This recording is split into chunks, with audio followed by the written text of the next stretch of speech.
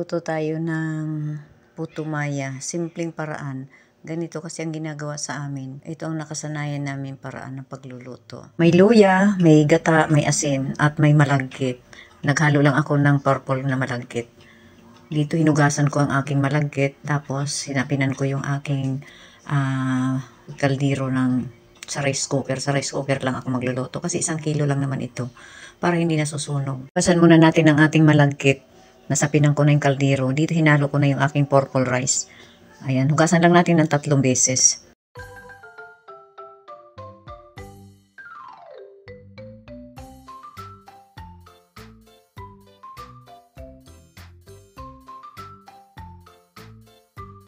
Dito maggagata na tayo. Lagyan ko lang ng tubig.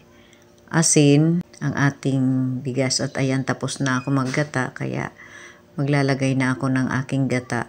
Bali, 7 cup kasi 7 takal din ito ng cup. Yung takalan natin sa pagsasaing. Ayan, pwede kayo magdagdag ng konti kung medyo maalsa yung ating malagkit. Bali, hinalo-halo ko lang yung asin dito para matunaw. Ilalagay ko na yung ating luya na in-slice ko. Tapos sasalang na natin. Bali, 45 minutes din ito niluluto ko. Kasi pag nag-off na siya, ino-on ko ulit. Ito na nga, medyo malamig na. Kaya nagtakal lang ako ng 1/4 lang. Depende sa inyo kung anong takal ang gusto nyo. At saka yung dahon ng saging, kasi size ko lang na pwede siyang pambalot lang dyan. Hindi naman kailangan ibalot ng husto. Pero depende sa inyo kung anong style ang balot. Marami naman pwedeng style ng pagbabalot dito. Ayan, pero kung kakainin nyo na, kung hatulad din naman nito, pwede nyo nang ilagay sa plastic. Kung ibibinta. Pero kung pagkain lang din naman, pwede naman cling wrap lang patatakip natin. Lalo na kung gagamitin natin sa handaan. At ayan na nga ang aking nagawa. Marami ito, kaya lang hindi ko lang uubusin. Kasi pamimigay ko lang naman ang iba sa aking kapitbahay. At ito na nga ang karaniwan na pagbabalot. Ganyan, mga simple lang. Tapos lalagyan natin ng toppings kung may mangga kayo. Kaso ako wala akong mangga ngayon kaya hindi ako maglalagay ng mangga. Depende mamaya kung makabili ako. Di maglalagay ako. Ganun lang.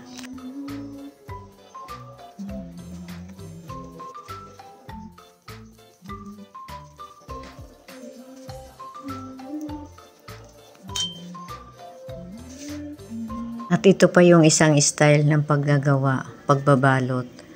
Mayroon pang isa, yung gagawin natin parang suman.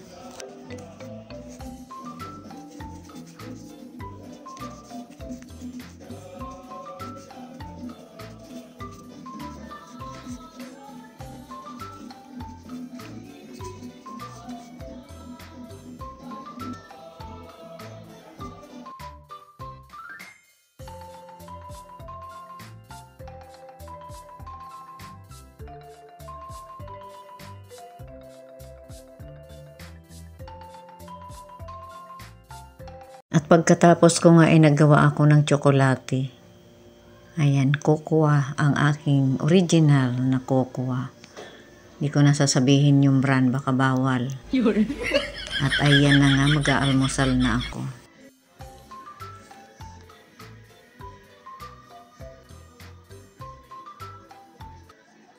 At ayan, hanggang dito na lang mga langga, mga kagili. Muli ang inyong Nanay Susan. Shout out naman dyan sa aking mga followers at saka ang aking palang nag-request nito. Ayan, shout out dyan Ate Bibi TV. Ayan, sundan mo lang yung aking ginawa para makagawa ka na. Favorite mo yan, diba? So, ayan na ang iyong request. At ayan, kung may tanong ka pa, PM is the K. Ayan. Hanggang dito na lang. Kita-kita-kits sa susunod ko pang pinaggagawa sa kusina. Bye-bye. Ang inyong Nanay Susan.